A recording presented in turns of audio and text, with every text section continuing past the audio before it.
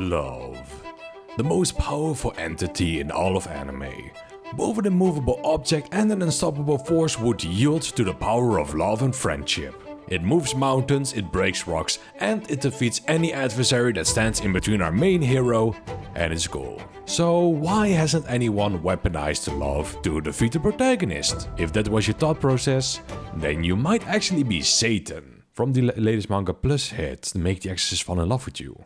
Not actually Satan. Where Satan, along with the other demon lords of sin, tries to subjugate Earth under their sinful rule. However, the demon lords can't just walk onto Earth and just announce a hostile takeover, since the Holy Church of generic Abrahamic religion has a secret weapon. A child whose holy power is so insane that he can easily stop the demon lords from taking over the Earth. This boy, who carries the title of strongest priest, that gained wealth, fame, power and everything else the world had to offer, except love and freedom and the normal youth. He was nothing more than his power, and this is reflected to the fact that we haven't even heard anyone refer to him by name.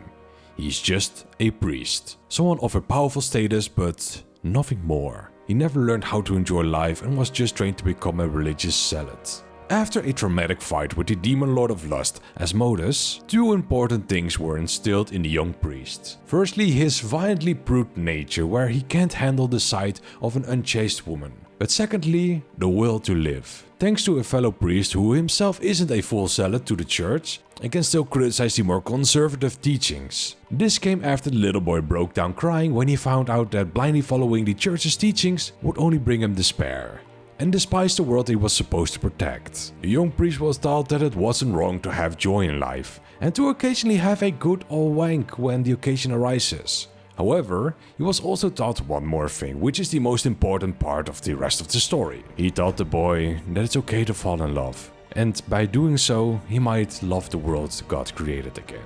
After this important lesson is taught, we travel forward in time, where Satan has an announcement. Hello everybody, it's your boy Satan here, and I have a brand new announcement. Times are tough here in Gehenna, but we can turn it around with my latest cryptocurrency.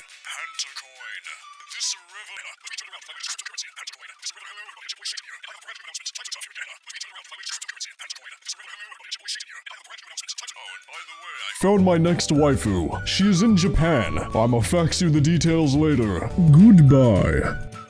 Yes, he found a bride and will do anything in his power to marry her. This causes the church to retaliate by placing the strongest priest as her bodyguard.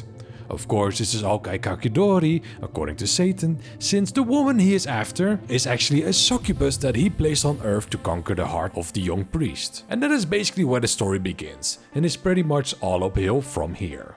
Since all the demon lords of sin work independent from each other, the plan of Satan to conquer the priest's heart by work of succubus is of course unknown to the others. So it is an interesting story to see how this priest is battling the strongest of strong demons, all while protecting this other demon who secretly tries to conquer his heart so that another more powerful demon can kill him.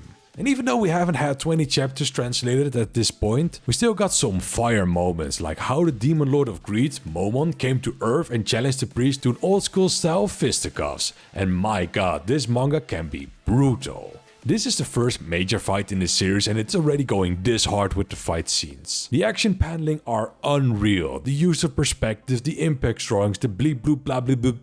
Sorry, I don't have that many descriptive words to explain why I love this fight. I just wanted to continue talking because this fight scene was dope and had more panels and pages to show. That's how good this one was.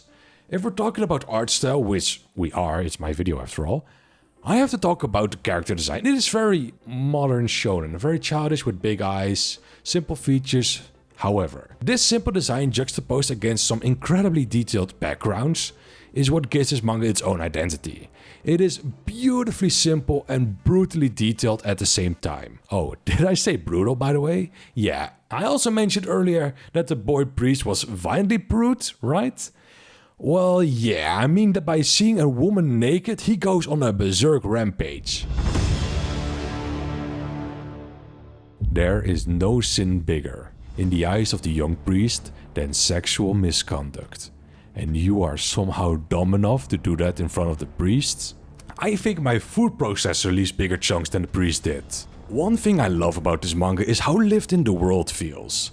Not in a grand scale or anything, but the fact that before this story began, the young priest was fighting demon lords for quite a while now. So all of the demon lords know him, and he knows most of the demon lords almost to a personal level, like he did with Mammon, who was here purely to fight the priest again, and had basically nothing to do with the overarching plot of Satan's quest to conquer the priest's heart. Which of course makes sense since all the other demon lords have their own plans of conquering the world. Like that time the Leviathan showed up, and just is the biggest motherfucker to ever motherfuckered. Which isn't an accurate description since she actually is the mother that wants to be fucked, but the point is, look at the size of the chonkers. The detailed drawings, holy crap. But this show isn't just amazing artwork and great fight scenes, though the artwork is really good and the fight scenes are really amazing. It also has some really good commentary about devoting your everything to your god, and how that kind of behavior can be toxic, while at the same time not condemning the entire religion. So hey, atheists, agnostics and progressive theists can now finally shake hands on something. This manga is, by the way, also fucking hilarious, did I forget to mention. Like that time they remade The Last Supper with the literal demon lord. Or remember that big ass Leviathan? Yes, well, her human form is that of a little girl. But she's also the literal and adoptive mother of all demons, so she wants to both be called mommy by everyone and talks very openly about being bred. All while having this very religious group of people cursing the person that had his way with this young girl, while in reality, the person who did that to this young girl was the very god they worshipped. This was so brilliant, I laughed my fucking ass off. However, this is not the end of this character. While her appearance within the series is quite short, she left quite a big impact on me, and not just cause she's a tough enemy or a how while reading. But I'ma leave that to you guys to discover, cause I think I've said enough to entice some of you to read this manga. It is currently available for free on MangaPlus, so come on, give it a try. It literally costs you nothing, it might give you the Shonen Jump Plus manga that might, nay, will overtake its competition. Just watch it.